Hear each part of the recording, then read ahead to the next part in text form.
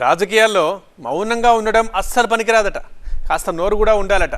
లేకుంటే అపోజిషన్లో ఉన్నప్పుడు పొజిషన్ మరీ వీక్ అయిపోతుందట. తల వంచుకొని తన పనేదో తను చేసుకుంటూ పోతా ఉంటే అధికారులు అస్సలు పట్టించుకోరట. ఎలాంటి ప్రోగ్రాంలకు పిలవరట. ఇక ఆహ్వానాల సంగతి దేవుడెరుగు. ప్రోటోకాల్ని కూడా పక్కన పారేస్తారట. ఎంపీ అయినా ఏమాత్రం గౌరవం ఇవ్వరట. అదే తిరగబడి వాయించేస్తే అంతా దారికొస్తారట.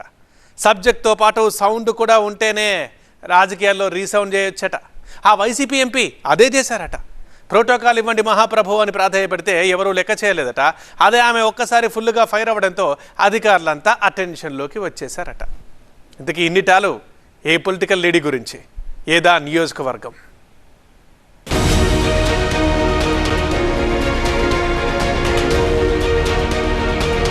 నిన్నటిదాకా సైలెంట్ మోడ్, ఇప్పుడు ఫుల్ యాక్షన్ మూడ్. నిన్నటిదాకా నో ప్రోటోకాల్, ఇవాళ అధికారుల ఉరుకులు పరుగులు. దట్ ఈస్ తనుజా రాణి.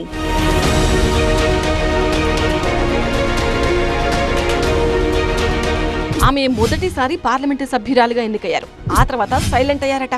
ఎక్కడా కనిపించేవారు కాదు. అసలు ఆ ఎంపీ ఎక్కడున్నారా బాబు అని అంతా అనుకున్నారట. కానీ ఏమైందో ఏమో కానీ ఇప్పుడు ఆమె సడన్ గా యాక్టివ్ అయ్యారు.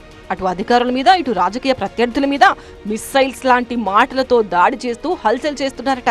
అదే ఇప్పుడు ఆ జిల్లాలో చర్చనీయాంశంగా మారింది. ఆమె అరకు వైసీపీ ఎంపీ తనుజా రాణి. నిన్నటిదాకా సైలెంట్ మోడ్లో ఉన్న ఆమె ఇప్పుడు యాక్టివ్ మూడ్లోకి వెళ్లడానికి బలమైన కారణమే ఉందట.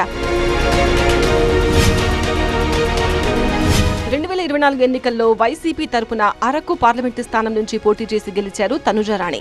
మెడిసిన్ చదువుతున్న ఆమె వివాహం తర్వాత రాజకీయ రంగ ప్రవేశం చేశారు. ఆమె మామ అయిన చెట్టి ఫాల్గుణ 2019 నుంచి 2024 వరకు అరకు ఎమ్మెల్యేగా పనిచేశారు. అయితే 2024 ఎన్నికల్లో పొలిటికల్ ఈక్వేషన్ల వల్ల ఫాల్గుణను పక్కన పెట్టి ఆయన కోడలు తనుజా రాణికి ఎంపీ టికెట్ కట్టబెట్టింది వైసీపీ అధిష్టానం. అలా తప్పనిసరి పరిస్థితుల్లో పార్లమెంటు సభ్యురాలుగా ఆమె పోటీ చేయాల్సి వచ్చింది.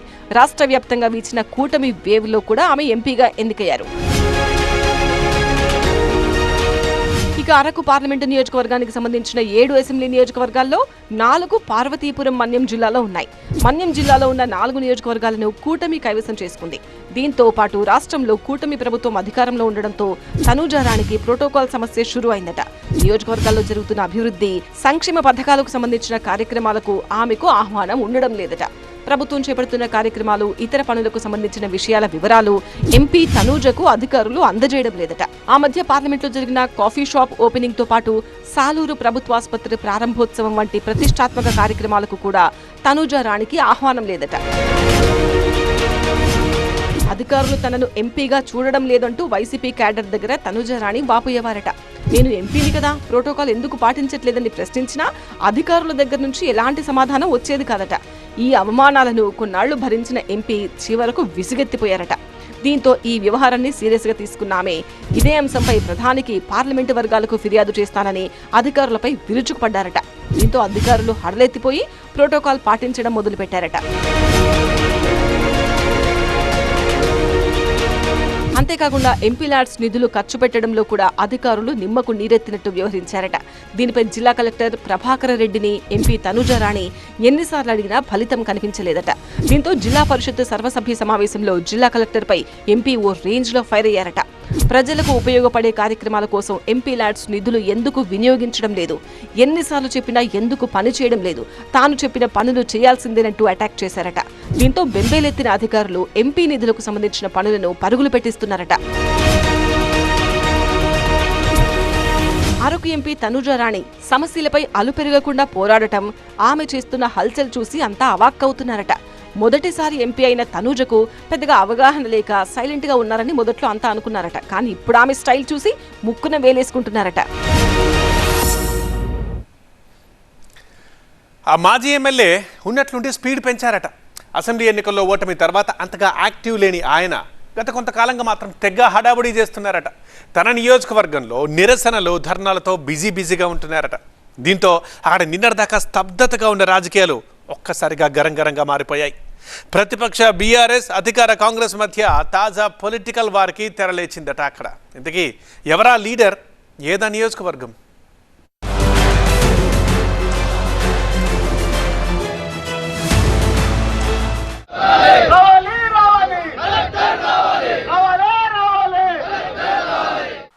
ఉమ్మడి పాలమూరు జిల్లాలోనే కందనూలు పాలిటిక్స్ కాకరేపుతున్నాయట. గడిచిన కొన్నాళ్లుగా అధికార కాంగ్రెస్ ప్రతిపక్ష బీఆర్ఎస్ మధ్య రాజకీయ వేడి రోజు రోజుకు రాజుకుంటోందట.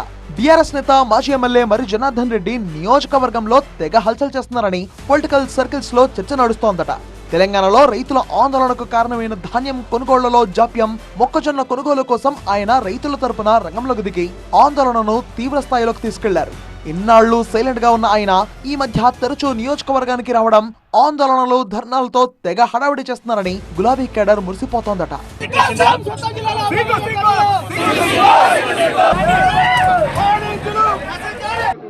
రైతుని ఇక్కడ ఎందుకు పెడతారు చెప్పు. ఏ ప్రాబ్లం లేదు, తప్పకుండా న్యాయం జరగదు.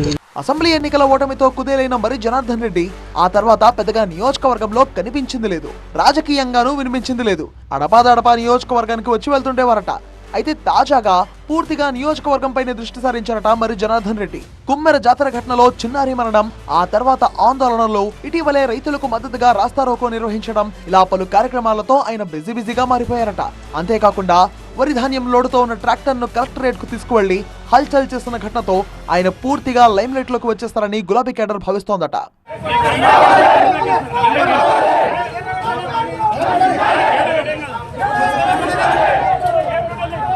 దీంతో ఒక్కసారిగా కందనూలు రాజకీయ ముఖ చిత్రం మారిపోయిందట. సాధారణంగా రాజకీయ విమర్శలకు దూరంగా ఉండే పెద్దాయన ఎమ్మెల్సీ దామోదర్ రెడ్డి కూడా మర్రి జనార్దన్ రెడ్డి హడావిడితో డిస్టర్బ్ అయ్యారట. జనార్దన్ రెడ్డి రోడ్డెక్కి ధర్నాలు చేస్తున్నారని దామోదర్ రెడ్డి ఘాటుగా కమెంట్ చేసే స్థాయికి రాజకీయం వెళ్లిందట. దీంతో నియోజకవర్గంలో పాలిటిక్స్ మరింత వేడెక్కాయట.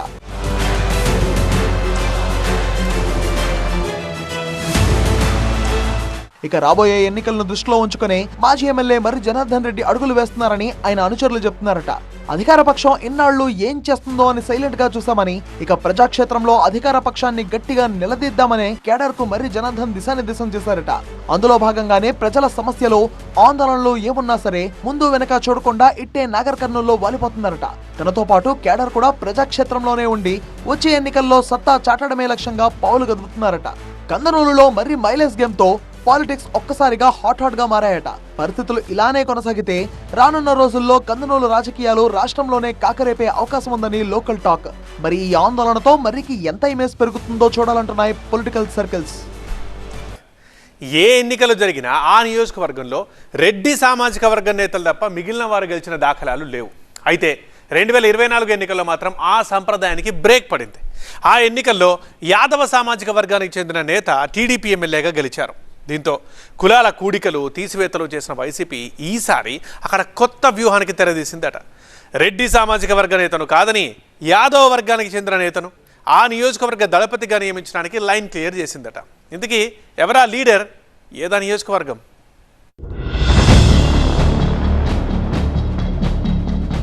బ్లైండ్ గా దూసుకెళ్లి బోల్తా పడ్డారా?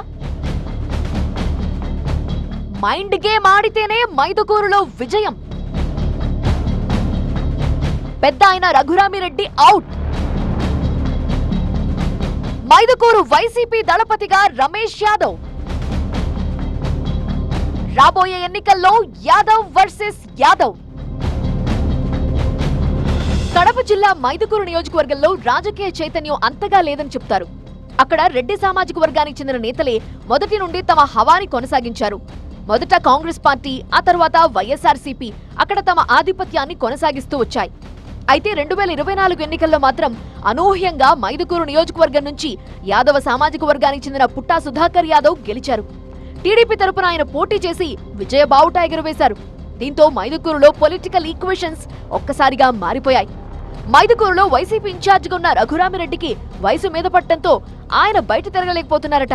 దీంతో రాబోయే ఎన్నికల్లో మైదుకూరులో తమ రాజకీయ వ్యూహాన్ని మార్చాలి అని వైసీపీ నిర్ణయించిందట. మైదుకూరు నియోజకవర్గానికి చెందిన వైసీపీ నేత రమేష్ యాదవ్ ప్రస్తుతం ఎమ్మెల్సీగా కొనసాగుతున్నారు. అంతేకాదు వైసీపీలో ఉన్న బీసీ నేతల్లో ఆయనని రాష్ట్ర స్థాయికి చెందిన పెద్ద నేతగా పరిగణిస్తారు. మాజీ సీఎం, వైసీపీ అధినేత జగన్ కి కూడా ఆయన అత్యంత సన్నిహితుడని అంటారు. మైదుకూరుకే చెందిన రమేష్ యాదవ్ బీసీ సామాజిక వర్గానికి చెందిన నేత. ఇక మైదుకూరులో రాజకీయ సమీకరణాలు మారిపోయాయి.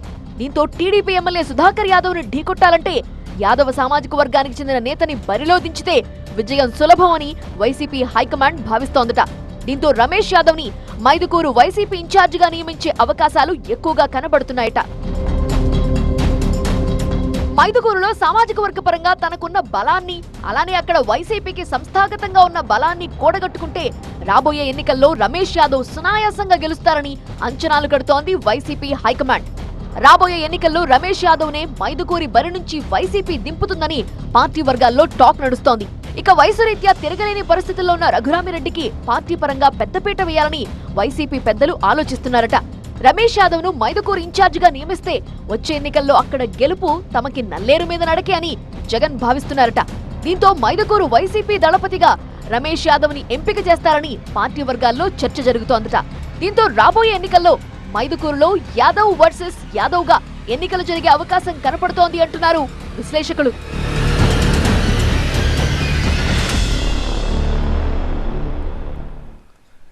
ఆ పార్టీ అధికారంలో లేదు, ప్రతిపక్షంలో ఉంది. అయితే క్యాడర్కి బూస్టప్ ఇచ్చేందుకు పార్టీకి కొత్త రక్తం ఎక్కించాలని అధిష్టానం చూస్తోందట. దీనికోసం జిల్లా స్థాయి నుంచి కొత్త నాయకత్వాన్ని తీసుకొస్తున్నారట. ప్రస్తుతం విపక్షంలో ఉన్న పార్టీ పదవుల కోసం తెగ డిమాండ్ ఉందట. మాకో పదవి కావాలను అంటూ ఆ పార్టీ పెద్దల చుట్టూ ఆశావహులు ప్రదక్షిణలు చేస్తున్నారట. పార్టీ పదవులతో పాటు జిల్లా కమిటీలు, అనుబంధ విభాగాల పదవుల కోసం లీడర్లు కుస్తీలు పడుతున్నారు. పార్టీ ఆఫీసు చుట్టూ చక్కర్లు కొడుతున్నారు. ముఖ్యంగా జిల్లా అధ్యక్ష పదవులకు తెగ డిమాండ్ ఉందట. పార్టీలో పదవుల జాతర పీక్స్కి చేరిందట. ఇప్పుడు ఇంతకీ ఏదా పార్టీ?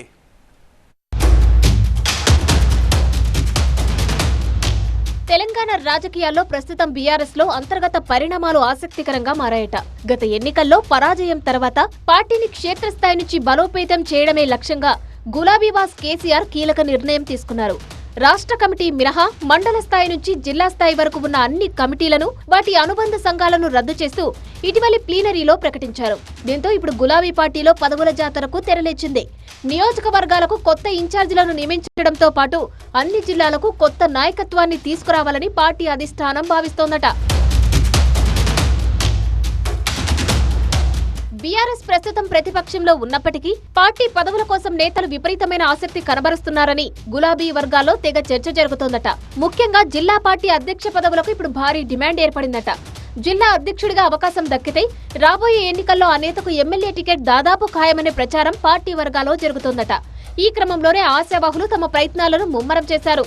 మాజీ మంత్రులు, సీనియర్ నేతల ద్వారా పైరవీలు మొదలుపెట్టారట.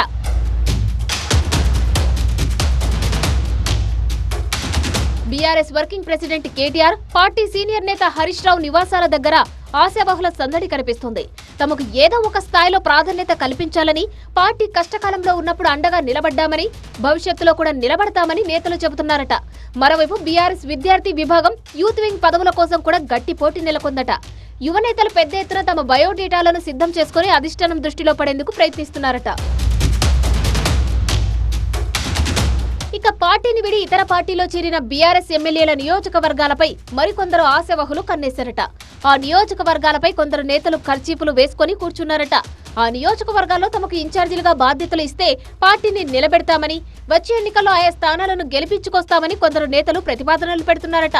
మొత్తం మీద రాష్ట్ర వ్యాప్తంగా అన్ని కమిటీలు ఖాళీ అవ్వడంతో ఏదో ఒక పదవి దక్కించుకొని తమ రాజకీయ భవిష్యత్తును సురక్షితం చేసుకోవాలని గులాబీ శ్రేణులు ఆరాటపడుతున్నాయట. ఈ నెలాఖరులోగా కొత్త కమిటీల కసరత్తు పూర్తి చేసే అవకాశం ఉన్నట్లు పార్టీ వర్గాలు చెబుతున్నాయట.